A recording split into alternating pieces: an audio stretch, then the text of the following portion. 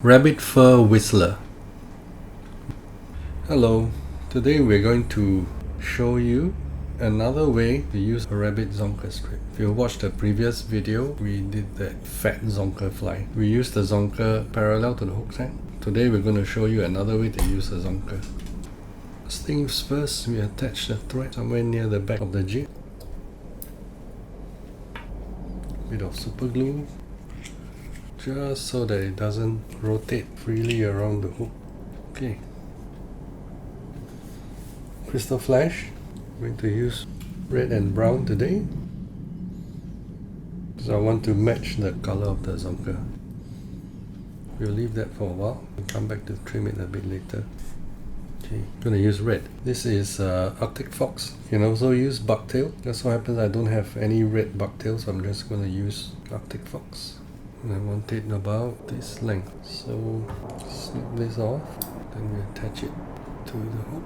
Spin it around the hook shank as much as you can. Okay, once that's done, do a few more tight wraps. We need to attach the zonker strip somewhere in the middle. Okay, what we're using today is rabbit zonker. Bought this off AliExpress. It's a very thin one, as you can see. Can't remember the gauge. It's probably 2 or 3 millimeters. We're going to wrap this around the hook shank. The best practice is not to tie it this way and try and wrap it back. You want the fibers to be facing this way. So I'll make an estimation of the length that I need for wrapping and then I'll cut it off. So the same as my previous video, you take your bobbin, spread the fur, find a nice straight area to cut. So this will avoid cutting too much of the fibers off and wasting the material. Okay, now we have a strip like this. We're just going to anchor it down this way. At this point, it really doesn't matter whether you stick it on this way, that way, as long as it's tight. Okay, wrap it on and advance your thread to roughly where the Arctic Fox starts. And then bring your thread back here. Make sure you cover the hook shank with thread. It helps the super glue to bond everything together. Okay, a layer of super glue. You can also use nail polish if you want. I prefer super glue. Because not only does it hold the material stronger, it also has a faster drying time. So now do you notice that the fibers are facing backwards? That's what you want, because now when you start to rotate, what you want to do is keep pushing the material back. You can use your fingers or your scissors or even a bobbin. Just push it back so that the next wrap doesn't crush any of the fibers. Then it comes down the slope.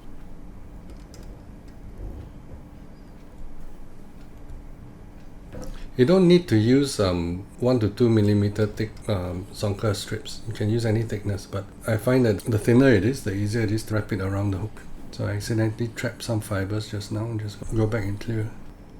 And we're almost there, almost at the front now.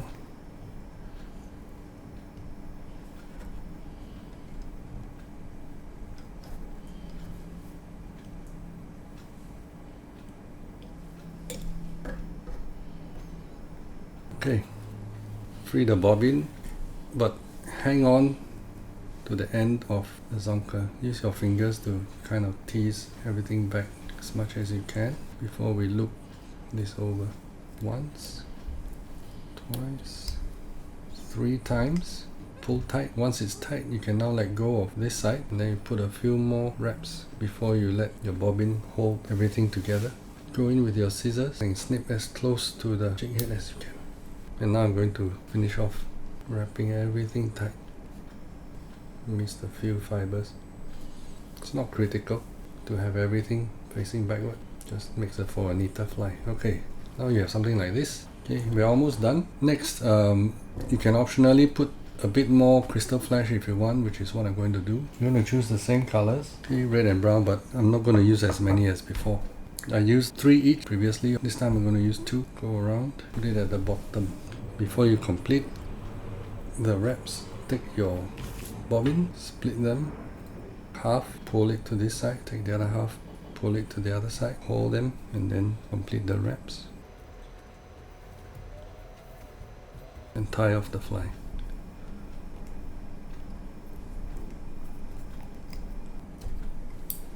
Put a bit of super glue.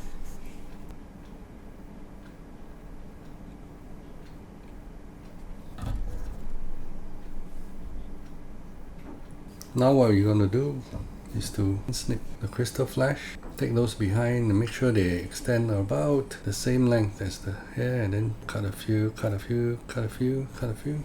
That'll give you a staggered kind of a look. Okay, now we go to the front, grab a hold of them and do the same and make them end either the same length as the ones behind or slightly before. Just cut a bit here, cut a bit here, cut a bit here. Do the same for this side. And there you have our completed fly. Some of you who are also fly fishermen like me will kind of recognize the shape and the construction.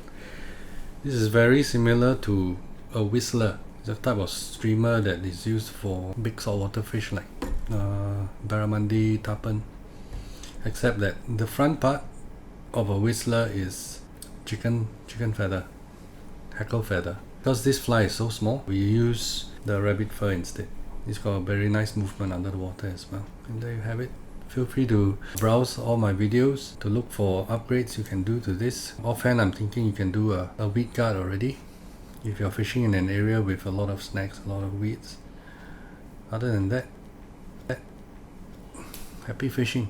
Thanks for watching.